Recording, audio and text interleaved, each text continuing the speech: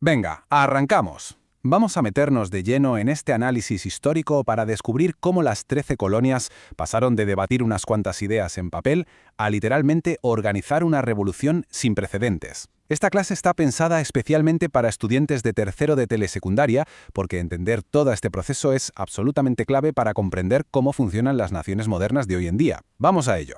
Fijaos bien en esta pregunta porque es la chispa de todo nuestro recorrido de hoy. Resulta fascinante, ¿verdad? ¿Cómo es posible que un simple impuesto sobre algo tan cotidiano como una taza de té acabara desatando toda una guerra de independencia y forjando un país entero? Pues preparaos porque la historia tiene tela. Nuestra hoja de ruta para este análisis es súper clara para que podáis tomar buenos apuntes. Veremos. 1. El origen de las colonias. 2. El pensamiento liberal e ilustrado. 3. El famoso lema de no hay impuestos sin representación. 4. El motín del té de Boston y cerraremos con el punto 5, el camino hacia la independencia. Pasamos al punto número 1, el origen de las colonias y sus inicios en Norteamérica. Vamos a sentar las bases y ver cómo funcionaba todo esto antes de que estallara el gran conflicto. Lo primero que tenemos que entender es que Norteamérica estaba dividida en 3 regiones que, sinceramente, eran mundos distintos.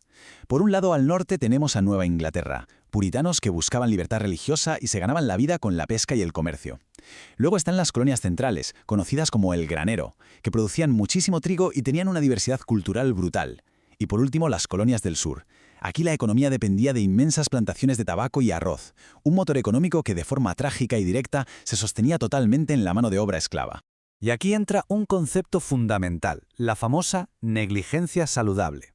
Suena raro, ya lo sé. Pero imaginaos que tenéis unos tutores muy permisivos que os dejan administrar vuestro dinero y poneros vuestras propias normas, siempre y cuando deis beneficios, pues los británicos hicieron exactamente eso con los colonos. Durante generaciones los dejaron vivir tranquilos, crear sus propias asambleas y autogobernarse bajo esta política informal. Pero claro, no todo era libertad. La economía funcionaba bajo el sistema del mercantilismo.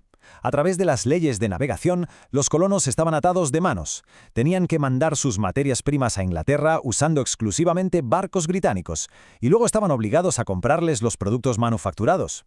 Sí, el mercantilismo generaba dinero, pero limitaba muchísimo a los colonos, creando un resentimiento silencioso que no iba a tardar en salir a la luz.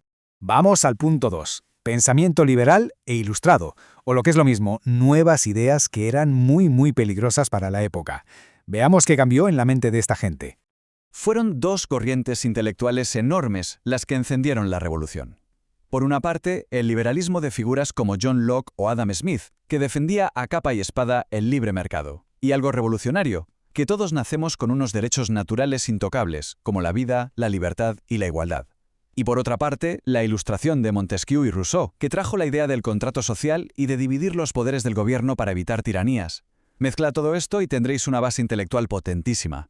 Y ojo, que hombres como Benjamin Franklin, Thomas Jefferson o John Adams no eran simples teóricos de despacho, que va, eran unos lectores empedernidos que cogieron esas filosofías europeas y las convirtieron en una realidad americana palpable.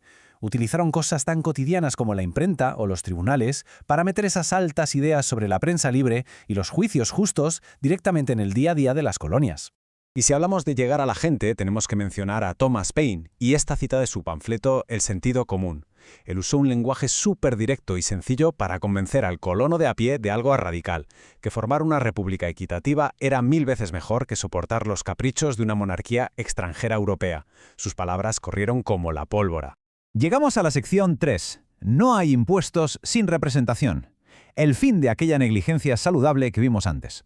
Agarraos, porque aquí empiezan los problemas económicos serios.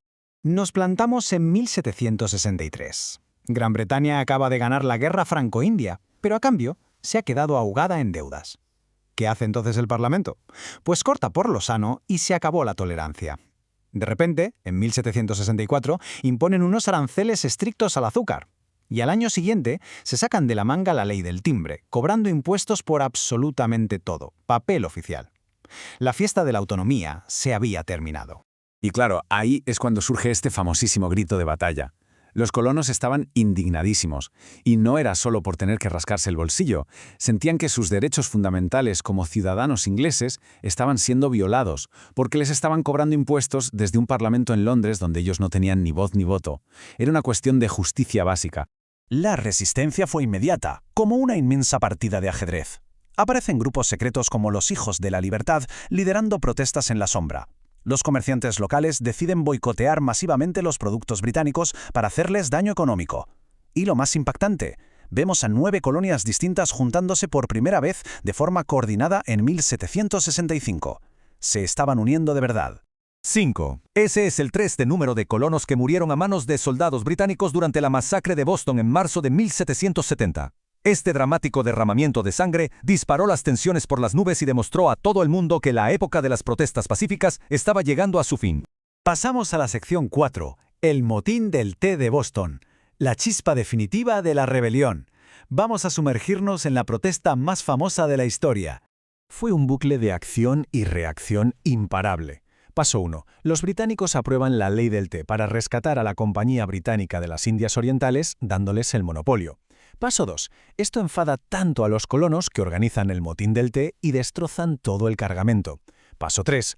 Londres responde con las leyes intolerables, un castigo brutal y puramente vengativo. Para que os hagáis una idea de la magnitud del motín, los patriotas locales tiraron al mar la friolera de 342 inmensas cajas de té. Y lo hicieron de noche, disfrazados de nativos americanos Mohawk para asegurarse el anonimato. Fue un desafío abierto y sin precedentes a la autoridad británica. Como os decía, el castigo no se hizo esperar. Las leyes intolerables cerraron el puerto de Boston a cal y canto y le quitaron a Massachusetts su gobierno representativo. El Parlamento británico pensó, vamos a usar a Massachusetts de ejemplo para aterrorizar al resto. Y adivináis qué, consiguieron exactamente lo contrario. Todas las colonias pensaron que, si a Massachusetts le quitaban sus derechos de un plumazo, ellos serían los siguientes. Así que se unieron más que nunca. Y así llegamos a la recta final, la sección 5, hacia la independencia y el nacimiento de una nueva nación. El gran clímax donde la filosofía se transformó en una declaración de guerra en toda regla. Fijaos en la velocidad de vértigo a la que pasó todo. En septiembre de 1774 estaban en el primer Congreso Continental mandando peticiones formales. Unos meses después, en abril de 1775, ya se estaban enfrentando a tiros en los campos de Lexington y Concord. Y para julio de 1776 ya estaban firmando la Declaración de Independencia. Fue un viaje rapidísimo de la palabra a la acción militar.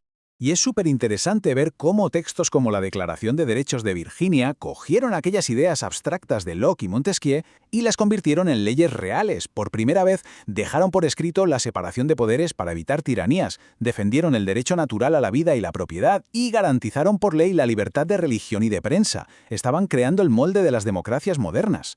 Todo culminó con la brillante pluma de Thomas Jefferson en la Declaración de Independencia.